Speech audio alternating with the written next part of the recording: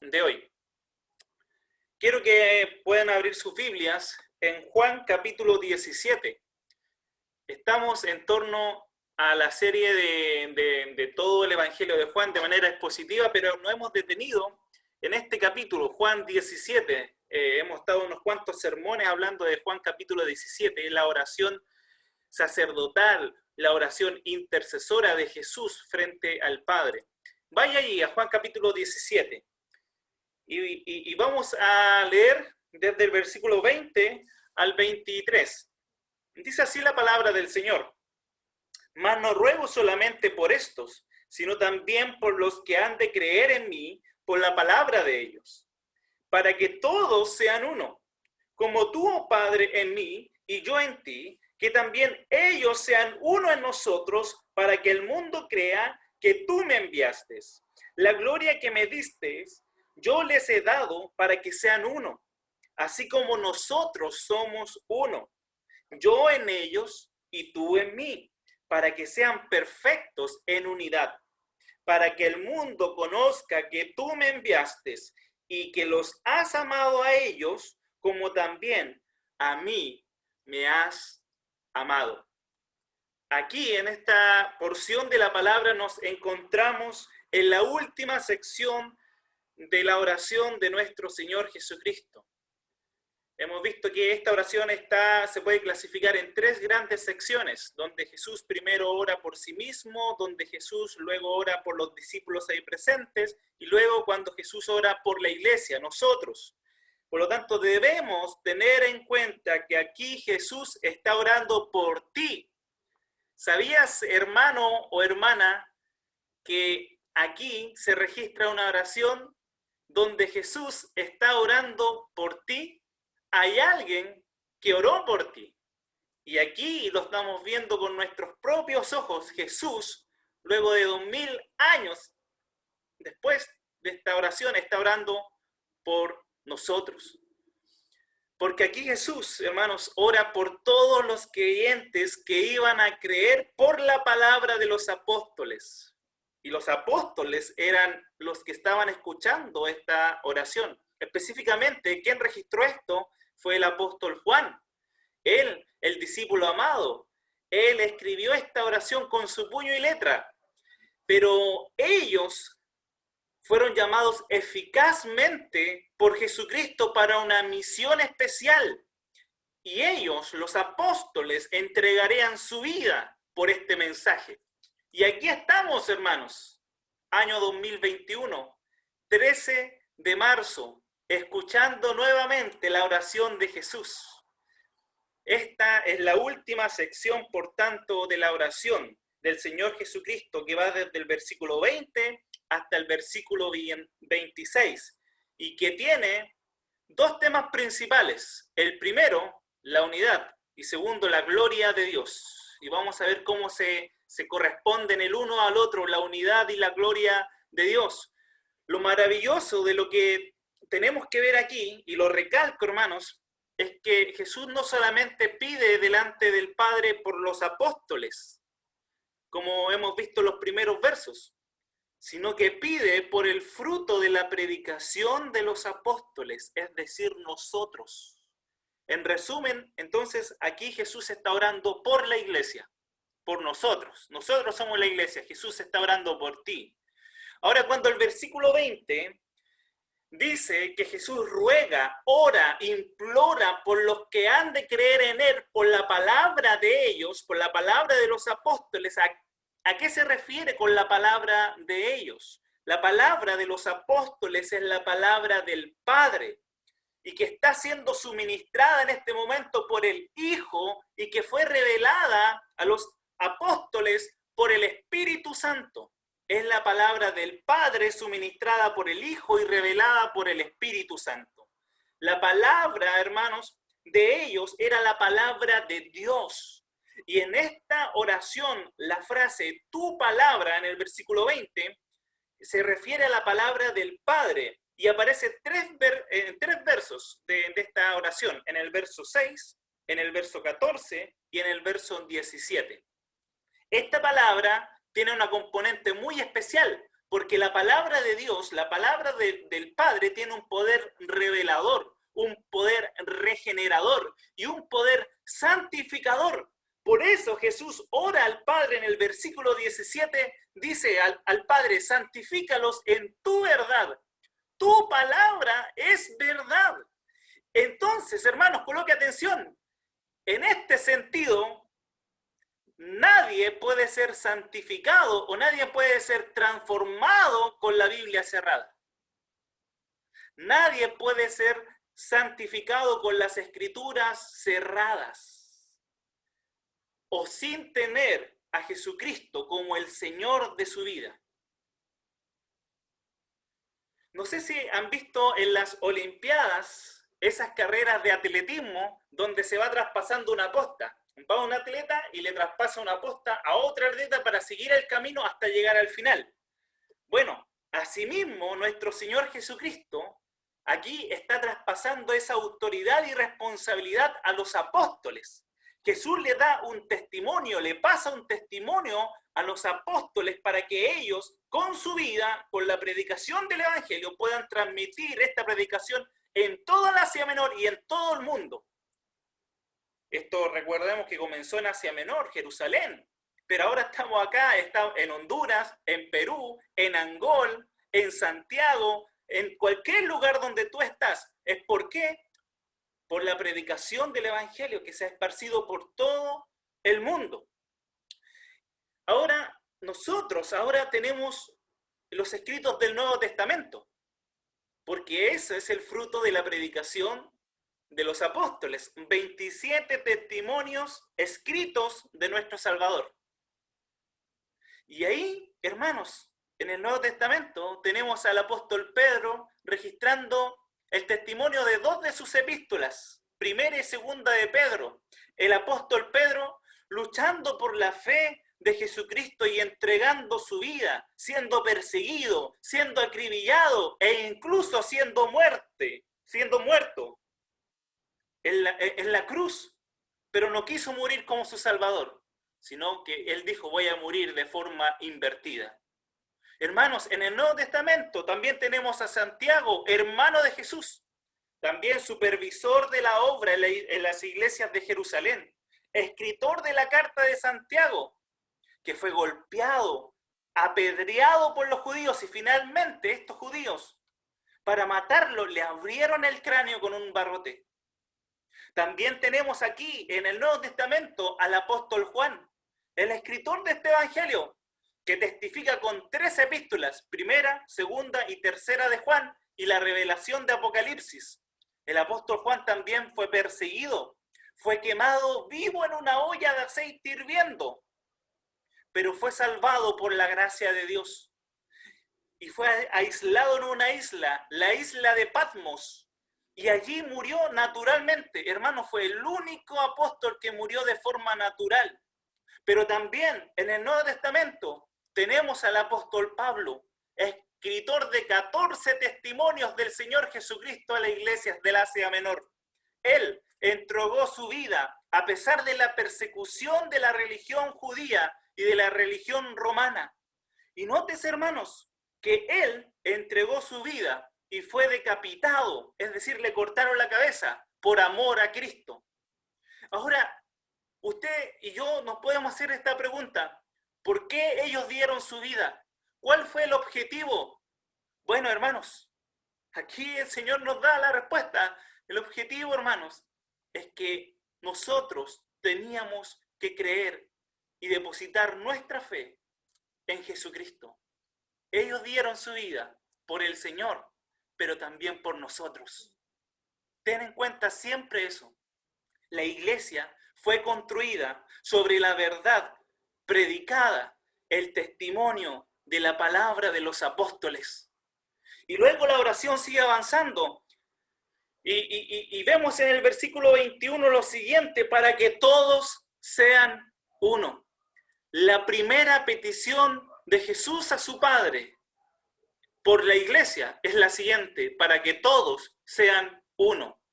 Y luego hace una comparación. Así como el Hijo está en el Padre y el Padre en el Hijo. La estructura de este verso 21 es similar a la estructura del verso 23, donde también se habla de la unidad. Y en estos dos versículos podemos por lo menos identificar 4 ideas centrales.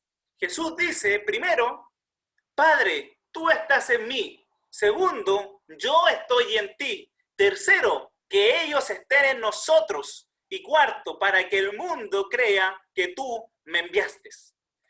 Hermanos, la unidad no es un concepto que provenga de ideas humanistas o programas sofisticados, organizacionales, institucionales. No.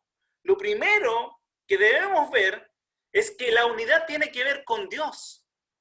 ¿Quién mejor nos podría haber hablado de la unidad que nuestro Señor Jesucristo, quien ha existido en unidad eterna con su Padre? Usted podría decir, bueno, ¿y qué del Espíritu Santo? Y le pregunto, ¿cómo cree que el Hijo está unido al Padre? Es por medio del Espíritu Santo. Es por esto que en la manifestación de la naturaleza de Dios vemos la verdadera manifestación de la unidad. En la manifestación de la naturaleza de Dios vemos la manifestación verdadera, real de la unidad. El Padre, el Hijo y el Espíritu Santo perfectamente unidos desde la eternidad, sin perder su distinción propia, pero sin ser independientes el uno del otro. Más bien, unidos y dependientes el uno del otro. Recordemos que Juan capítulo 17 es una oración que eleva el Hijo al Padre. En el versículo 1, Jesús reconoce su identificación como Hijo del Padre. Y Él ruega por la glorificación del Hijo, por su propia glorificación. En el versículo 2, Jesús reconoce su autoridad que el Padre le había dado para dar vida eterna.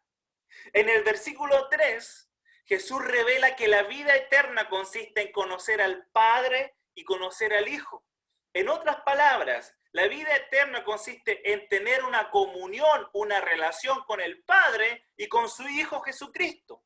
En el versículo 4, el Hijo le dice al Padre que le ha glorificado aquí en la tierra y que ha hecho la obra que el Padre pidió que hiciese el Hijo. En el versículo 5, el Hijo pide al Padre que sea glorificado al lado de él con aquella gloria que ellos tenían antes de que el mundo fuese. Ya en el versículo 6, Jesús revela que el Hijo ha revelado el nombre del Padre a todos los que el Padre le dio al Hijo, porque allí Jesús le dice, tuyos eran, Padre, pero tú me los diste. El Padre le da un regalo al Hijo y ese regalo es la iglesia. En el versículo 7, Jesús dice que no hace nada por su propia cuenta, sino que todas las cosas que tiene el Hijo proceden del Padre. En el versículo 8 vemos que Jesús no solamente revela el nombre del Padre, sino las palabras del Padre. ¿Y qué pasó con los discípulos? Los discípulos recibieron las palabras del Padre por medio del Hijo y conocen que Jesucristo salió del Padre y han creído que Jesucristo es el enviado del Padre. En el versículo 9, Jesús recalca nuevamente que los discípulos son un regalo del Padre al Hijo, y acá vemos algo muy importante, que Jesús no ruega por el mundo, sino que ruega por los escogidos de Dios, los que van a creer en el nombre de nuestro Señor Jesucristo. Ya en el versículo 10 vemos otra frase muy importante. Jesús dice, todo lo mío es tuyo, Padre, y todo lo tuyo es mío. Hay una correspondencia entre el Padre y el Hijo. Ya en el versículo 11 vemos cómo el Hijo vuelve al Padre y el Hijo ruega que los discípulos sean guardados para que sean uno, así como nosotros. ¿Ven la inherencia que vemos en toda esta oración entre el Padre y el Hijo? Una correspondencia en cada versículo entre el Padre y el Hijo, entre el uno y el otro. Vemos pronombres personales como yo, como tú y como nosotros. Nuestro Dios es un Dios que habla de acuerdo a lo que Él es. Él es la manifestación de la unidad, la verdadera unidad. Por tanto, el único, sabio y triuno Dios se está revelando a sus discípulos, exponiendo su corazón por medio del Espíritu Santo, que es el vínculo perfecto entre el Padre y el Hijo. Ahora bien, usted podría preguntarme, y es lícita esta pregunta, ¿y dónde está el Espíritu Santo en todo esto? En esta oración, ¿dónde está? ¿Dónde está nombrado? Bueno, hermanos, yo le puedo hacer una contrapregunta. ¿Usted con qué poder cree que el Hijo está orando al Padre? ¿Con qué ayuda cree que el Hijo le está orando al Padre? Por medio del Espíritu Santo.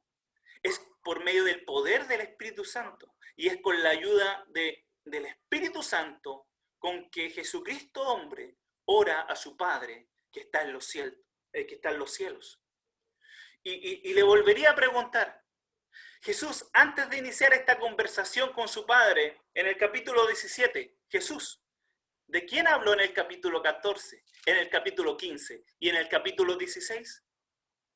Es de la persona del Espíritu Santo. Jesús fue el que enseñó la obra y el ministerio del Espíritu Santo en esos capítulos. Y no solamente lo describió como algo, como una fuerza etérea, sino como alguien, como la persona divina que habita en Dios. De hecho, el apóstol Juan, más adelante en su primera carta, capítulo 4, verso 13, formula una pregunta y dice, ¿cómo sabemos que permanecemos en Dios y Dios permanece en nosotros? Y el mismo apóstol Juan responde, porque nos ha dado de su Espíritu. El Espíritu de Dios mora en nosotros. Por eso, en resumen, para hablar primero de la unidad, debemos colocar nuestros ojos en nuestro triuno Dios. Hermanos, una de las doctrinas más atacadas a lo largo de las épocas es fundamental para comprender el aspecto práctico más importante de la iglesia, la unidad. Cuando hablamos de la unidad de la iglesia, podríamos hablar de varios temas. Y en esta tarde me quiero limitar a 3 temas principales en medio de este sermón. Primero, hablar de la naturaleza de la unidad, el propósito de la unidad y los enemigos de la unidad. Con respecto a la naturaleza de la iglesia, Jesús habla una analogía. Él habla de la naturaleza de la iglesia en unidad. Y también es muy importante aclarar este punto para que no haya una confusión de lo que está diciendo aquí el Señor Jesucristo en esta oración. Jesús primero pide, en primer lugar, que sus discípulos sean uno, y luego que estén en el Padre y en el Hijo, así como el Padre y el Hijo están el uno en el otro. Entonces, la unidad de la iglesia es análoga a la unidad del Padre y del Hijo. De hecho, la Escritura nos muestra que el Padre obra en el Hijo. ¿Recuerdan cuando Jesús le responde a Felipe en Juan capítulo 14, verso 10? Y le hace una pregunta a Felipe. ¿Acaso no crees que yo estoy en el Padre y que el Padre está en mí? Las palabras que yo les comunico, no las hablo como cosa mía, sino que es el Padre que está en mí el que realiza sus obras. Por eso, separado del Padre, el Hijo no podría haber hecho ninguna obra, porque el Hijo está en el Padre de forma eterna, obrando tanto en la creación como en esta redención que se estaba realizando aquí en la tierra. De hecho, Jesús dice en Juan capítulo 10, verso 30, el Padre y yo somos uno, y sin embargo son distintos. Y aclaro, distintos, no independientes o separados. De la misma manera, los creyentes están llamados a ser uno en el Padre y en el Hijo, aunque son distintos a Dios, pero permanecen en Dios. Esta es una unidad espiritual, esta es una unidad mística y esta es una unidad interna. No es una unidad externa o organizacional. La unidad que le preocupa a nuestro Señor Jesucristo con respecto a los creyentes es la unidad de vida y la unidad del Espíritu. Por eso Jesús ora por la unidad de los creyentes futuros, al igual que ora por la unidad de los creyentes presentes en el versículo 11. La unidad ha de basarse visiblemente en un factor muy importante, el ingrediente que no puede faltar en nada de nosotros. Cuando nosotros hacemos algo, lo hacemos para la gloria de Dios, pero lo hacemos en el amor de Dios. La unidad ha de basarse visiblemente, por tanto, en el amor. De modo que cuando el mundo los vea, sepa de inmediato que representamos a Jesús. Por eso Jesús mismo lo dice en Juan capítulo 13, verso 35. De modo que todos sabrán que son mis discípulos si se aman los unos a los otros. El mismo apóstol Juan se lo recuerda a la iglesia años después, en 1 Juan capítulo 3, verso 11. Y él dice, este es el mensaje que habéis oído desde el principio, que nos amemos unos a los otros. Sin embargo, amados, muchos dicen, seamos todos uno, unámonos, amémonos, porque la verdadera doctrina, la verdadera enseñanza es la religión del amor. No importa lo que tú pienses doctrinalmente, no importa lo que tú enseñes. Seamos uno, no importa si tú eres católico romano, no importa si tú eres musulmán, no importa si tú eres Hare Krishna, no importa si tú eres hinduista o evangélico, pues todos tenemos el mismo Dios. Así dicen algunos, este es el movimiento ecuménico mundial. Sin embargo, por más que aboguen los grupos ecuménicos por la unidad, la Iglesia mundial estará en división si no cuenta con la unidad de la doctrina de Dios y de la salvación y una unidad en el propósito de su misión. El tamaño, hermanos, y la extensión de la Iglesia no es lo que va a impresionar al mundo.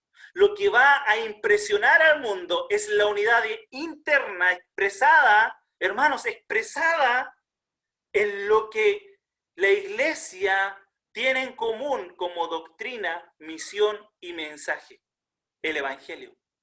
El predicador Martin Lloyd-Jones, en su libro Vida en el Espíritu, hablando sobre este tema, dice lo siguiente: lo que necesitamos como iglesia no es un número grande de personas, sino una iglesia pura, una iglesia santa y una iglesia verdaderamente cristiana.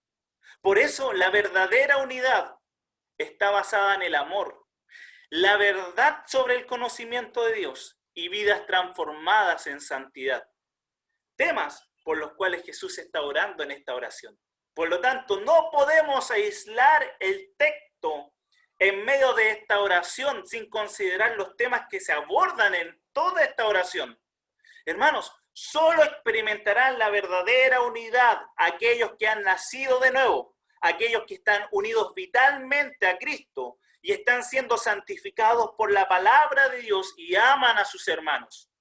Por eso esta unidad es una unidad espiritual, no tiene nada que ver con denominaciones, sino con la vida de Dios en nosotros. Esa es una unidad del Espíritu. Y como la iglesia es portadora del Espíritu Santo, lo es también del llamamiento de Dios al mundo, porque la iglesia es la manifestación del amor, la iglesia es la manifestación de la gloria de Dios, del amor de Dios en el mundo.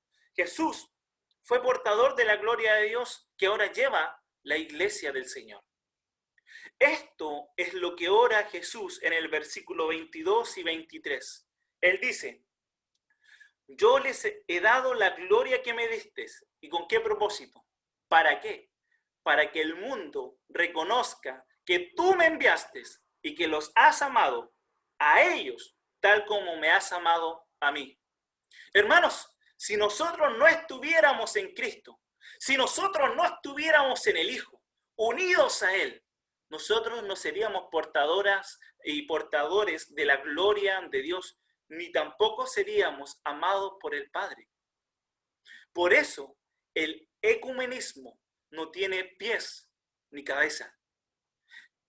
Si como base, hermanos, no reconocemos que Jesucristo es el Hijo de Dios, el Salvador del mundo, el enviado del Padre, el único camino, la única verdad, la única vida, y que nadie puede llegar, ni conocer, ni tener comunión con el Padre si no es solamente por la persona de Jesucristo? ¿Qué comunión tiene la luz con las tinieblas? ¿Qué comunión tiene lo sagrado con lo profano? ¿Qué comunión tiene la mentira con la verdad? ¿Qué comunión tiene la vida con la muerte? Ninguna. No podemos ocupar la Biblia para tergiversar sus palabras y buscar un fin en sí mismo. Muchos dicen, hermanos, que el mundo nos reconocerá por el amor. Esa es la verdadera religión, la religión del amor. No importa de qué religión tú seas, pero tú eres aceptado porque Dios te ama así, tal y cual eres, porque Dios es amor. Bueno, Jesús, hermanos, ora por la unidad basada en el amor. Pero ¿qué es el amor? ¿A qué se refiere la palabra de Dios cuando habla del amor? Hermanos, el amor verdadero tiene forma de cruz, donde Dios ha dado a su Hijo unigénito para que Él muriera por todos los que han de creer en Él, en propiciación de sus pecados, para que todo aquel que en Él crea no se pierda, mas tenga vida eterna, y Él se arrepienta de sus pecados y viva por Él. Y cuando Jesús ora para que todos sean uno, está orando, hermanos, por la unidad basada en el amor a Dios, en el amor a su palabra, en el amor a la santidad práctica y en el amor a los hermanos. Si no, tu amor no tiene esos componentes, estás hablando de un amor diferente al amor que Jesús habla en esta oración y en todas las Escrituras. La verdadera unidad está basada en la verdad de Dios. La verdad de Dios. Y pregunto, ¿un verdadero creyente, hermanos, puede unirse a alguien que niega la Trinidad? ¿Un verdadero creyente puede unirse a alguien que niega al Padre, al Hijo y al Espíritu Santo? ¿Un verdadero creyente puede unirse a alguien que niega la deidad de Cristo o que alguien que niega la humanidad de Cristo? ¿Un verdadero creyente puede unirse a alguien que niega la doble naturaleza de Cristo, perfectamente hombre y perfectamente Dios? ¿Un verdadero creyente puede unirse a alguien que dice que Jesús es solo Dios y no fue hombre? O viceversa, que dicen que Jesús es solamente un hombre, cualquiera, un gran maestro, pero no es Dios. Hermanos, ¿qué comunión tiene la verdad con la mentira? ¿Qué comunión tiene la verdadera enseñanza con la herejía? La verdadera unidad tiene un costo y es conocer a Dios. Solo así podrás discernir la verdad de la casi verdad. Escuche, la verdad de la casi verdad. Porque la herejía tiene tintes de verdad, pero entre medio colocan mentiras. O solamente empiezan a armar su propia palabra, su propia doctrina en base a textos mal interpretados. Una unidad basada en el amor es una unidad que tiene un conocimiento de Dios, un conocimiento perfecto de Dios en las Sagradas Escrituras. Y una unidad basada en el amor sin conocimiento de Dios es una de las más peligrosas prácticas para tu vida espiritual. Vuelvo a leer el mensaje de hoy. Te pido que todos sean uno. Estoy leyendo la versión Nueva Traducción Viviente. Así como tú y yo somos uno. Es decir, como tú estás en mí, Padre, y yo en ti. Y que ellos estén en nosotros para que el mundo crea que tú me enviaste. Les he dado la gloria que tú me diste para que sean uno como nosotros somos uno. Yo estoy en ellos y tú estás en mí. Que gocen de una unidad tan perfecta que el mundo sepa que tú me enviaste y que los amas tanto como me amas a mí. J.C. Ryle, en su comentario al Evangelio de Juan, parafrasea el versículo 21 de la siguiente manera. Él dice, ruego porque tantos estos discípulos como quienes les sucederán sean de un solo sentir, con una sola doctrina, con un solo corazón y con una sola conducta, que estén íntimamente unidos como tú, Padre mío, y yo somos de un mismo sentir y una sola voluntad a consecuencia de esta unión inefable, mediante la cual tú estás en mí y yo estoy en ti. Y parafrasea el versículo 23 de la siguiente manera: pido que mis discípulos estén íntimamente unidos, conmigo morando en ellos y tú morando en mí, que puedan estar compactos, que puedan estar perfeccionados en un cuerpo, con una sola mente, con una sola voluntad, con un corazón, con una sola opinión, a pesar de la diversidad de los miembros. Y que entonces el mundo, al ver esta unidad, que se vea obligado a confesar que tú me enviaste para ser el Mesías, el Cristo, y que tú amas a mi pueblo como me amas a mí. La unidad que pide nuestro Señor Jesucristo en esta oración aquí es una unidad genuina, una unidad sustancial, espiritual, interna y de corazón, que sin duda existe en todos los verdaderos miembros del cuerpo de Cristo. Ahora, este fue un misterio revelado a los apóstoles. ¿Y quién desarrolló este tema de mayor manera? Fue el apóstol Pablo. Él escribiendo a las iglesias del Asia Menor. No sé si se recuerdan las divisiones que estaban ocurriendo en Corinto. Unos hermanos decían, yo soy de Cefas. Otros hermanos decían, yo soy de Apolos. Otros hermanos decían, yo soy de Pablo. Y el mismo apóstol Pablo les parte escribiendo en su primera carta a los Corintios, capítulo 1, verso 10, y les dice, os ruego, hermanos, pues por el nombre de nuestro Señor Jesucristo, que habléis todos una misma cosa, que no haya en vosotros divisiones, sino que estéis perfectamente unidos en una misma mente y en un mismo pensar. Si hay algo que causa el mayor daño a la causa del Evangelio, es la división entre los verdaderos creyentes. Por eso el apóstol Pablo es enfático para hablar el tema de la unidad. Y en el devocional, hermanos, estábamos leyendo Efesios capítulo 4 y quiero que vayamos ahí, a Efesios capítulo 4. Y el mismo apóstol Pablo dice lo siguiente: yo pues, preso en el Señor, os ruego que andéis como es digno de la vocación con que fuisteis llamados, con toda humildad, con toda mansedumbre, soportaos con paciencia los unos a los otros en amor, solícitos en guardar la unidad del Espíritu en el vínculo de la paz, un cuerpo y un espíritu, como fuisteis también llamados en una misma esperanza de vuestra vocación, un Señor, una fe, un bautismo, un Dios y Padre de todos, el cual es sobre todos, por todos y en todos. Pero a cada uno de nosotros fue dado la gracia conforme a la medida del don de Cristo. Por lo cual dice, subiendo a lo alto llevó cautiva a la cautividad y dio dones a los hombres. Y eso de que subió, que es sino que también había descendido primero a las partes más bajas de la tierra. El que descendió es el mismo que también subió por encima de todos los cielos para llenarlo todo.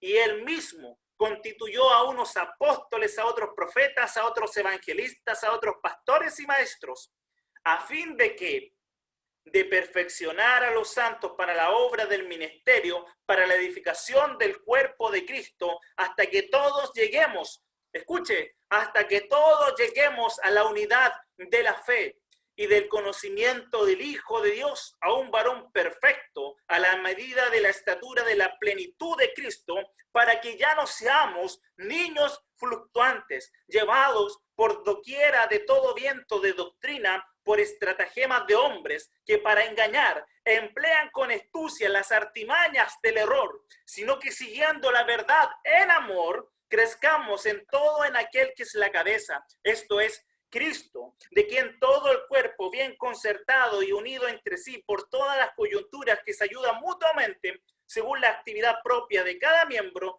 recibe su crecimiento para ir edificándose en amor. Pablo motiva a los efesios a cumplir el propósito de Dios. ¿Y cuál es el propósito de Dios? La unidad de la iglesia como el cuerpo de Cristo. El propósito de Dios, el propósito eterno de Dios, es la unidad de la iglesia como el cuerpo de Cristo. Y para estar unidos, Pablo da los ingredientes perfectos en el capítulo 3. Debemos ser, en el versículo 3, debemos ser perdón, en el versículo 2 dice, debemos ser humildes, debemos ser amables, debemos ser pacientes, debemos ser tolerantes los unos con los otros, soportándonos los unos con los otros en amor. Y Pablo aclara algo muy importante. Nosotros no realizamos la unidad. La unidad la dio Dios por medio de Jesucristo. Y en este sentido no importa nuestra nacionalidad. No importa si tú eres de Honduras, de Perú, de Ecuador o de Chile. No importa nuestro color de piel. No importa nuestro estatus social. No importa nuestro idioma, porque Cristo rompió toda barrera intermediaria. Por eso no existe la iglesia para niños. No existe la iglesia para hispanohablantes, la iglesia para blancos o la iglesia para negros, la iglesia para jóvenes o la iglesia para adultos. Porque la unión en el Espíritu ya está en medio de la iglesia.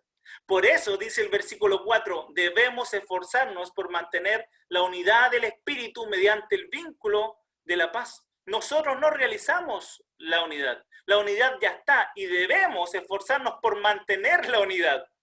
Qué hermosa verdad, hermanos. Sin embargo, cuando usted empieza a conocer de fondo la realidad de la iglesia institucional el día de hoy, se verá que muchas veces la iglesia ha construido murallas que el Señor no ha mandado a construir. Un día conversaba con una anciana de una iglesia que asiste a una iglesia en Estados Unidos y que me comentaba que ella asistía a una iglesia muy famosa en Estados Unidos y muy famosa también en el mundo hispanohablante.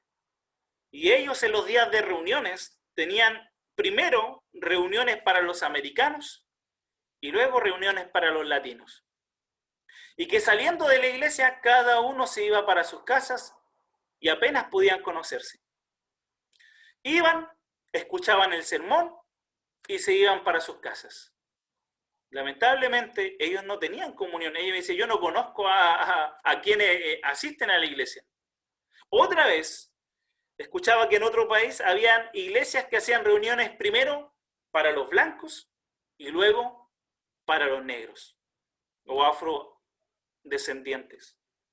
Y en otra ocasión, escuchaba que en una misma ciudad existen primero reuniones para una denominación con alabanzas modernas y luego reuniones para otra denominación con alabanzas antiguas e himnos. Aunque ellos comparten la misma palabra, aunque ellos comparten la misma verdad, yo quiero preguntarte, ¿esa es la verdadera comunión? Y deseo, hermanos, que usted vaya abriendo los ojos. Usted ve ahí la realización del propósito eterno de Dios en la iglesia. Hay algo que no me cuadra.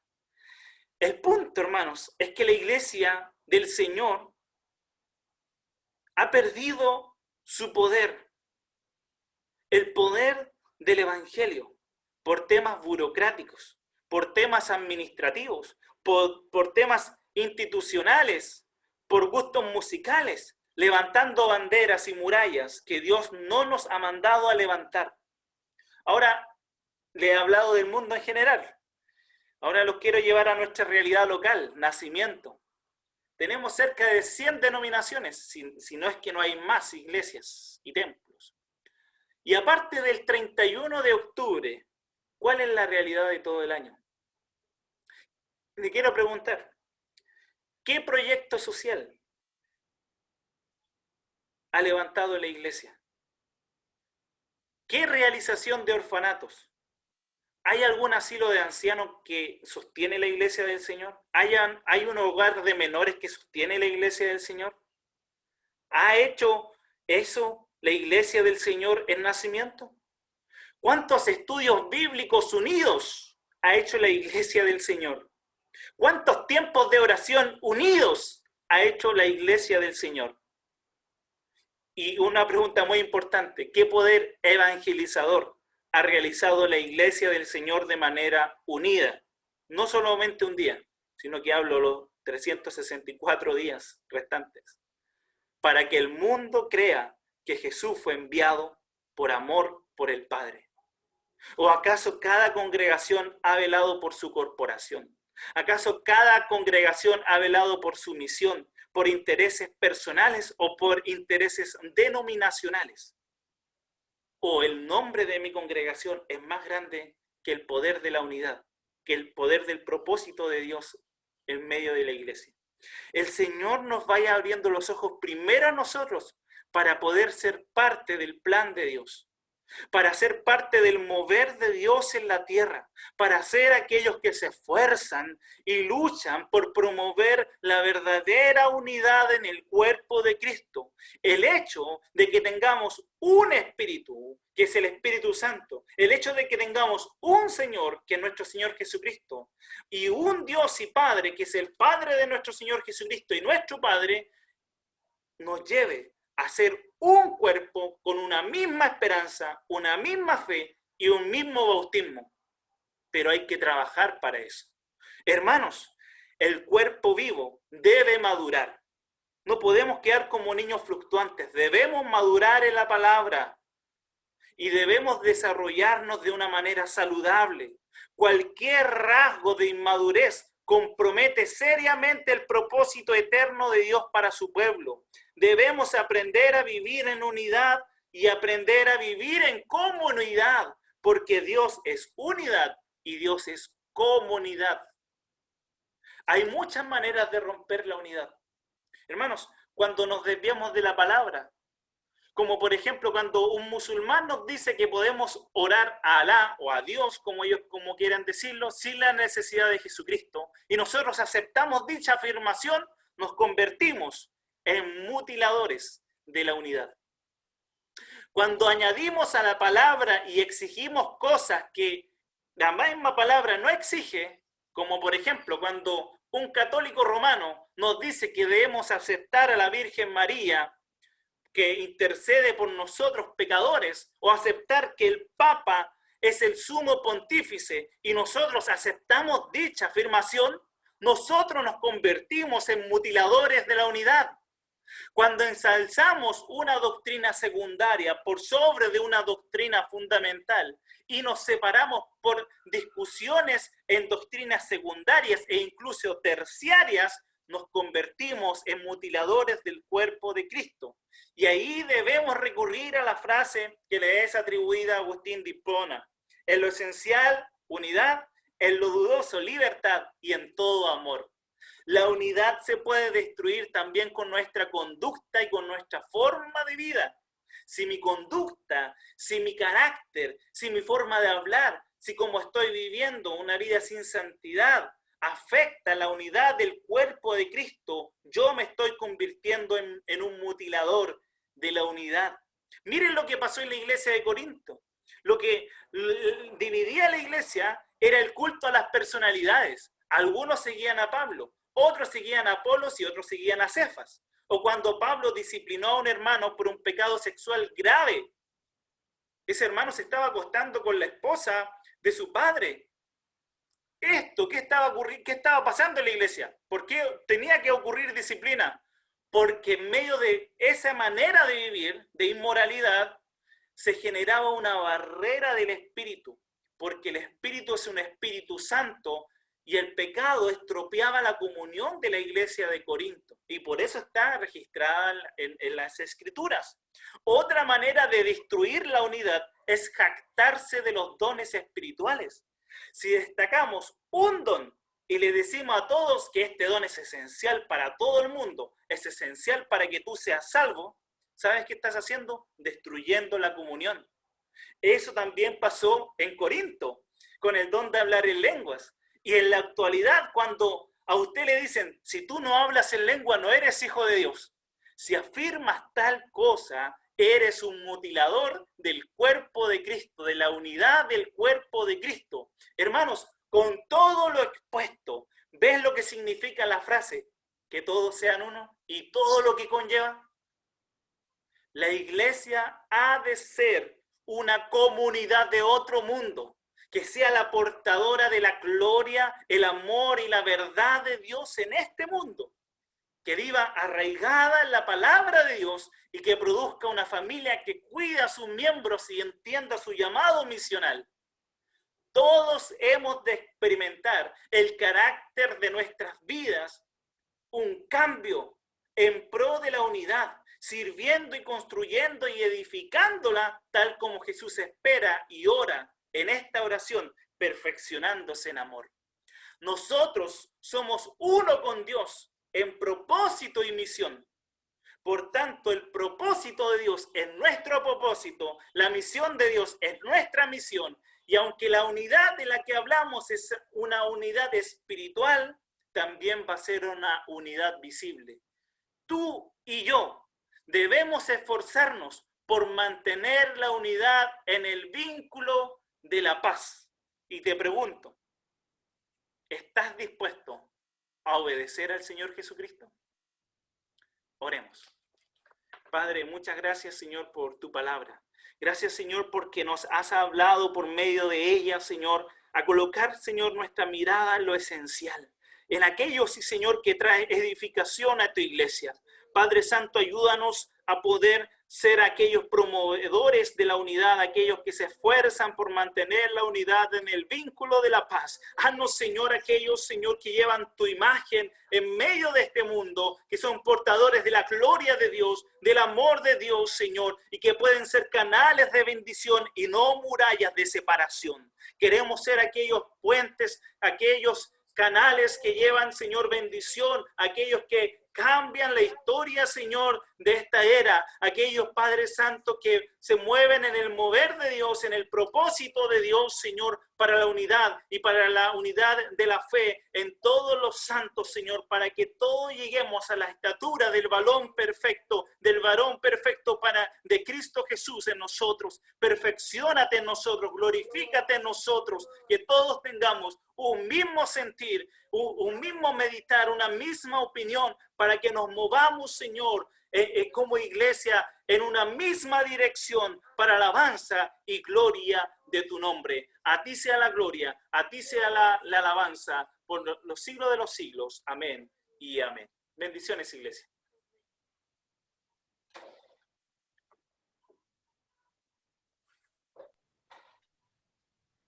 Bien, mis hermanos, maravillosa palabra, poderosa palabra, el Señor está bendiciendo.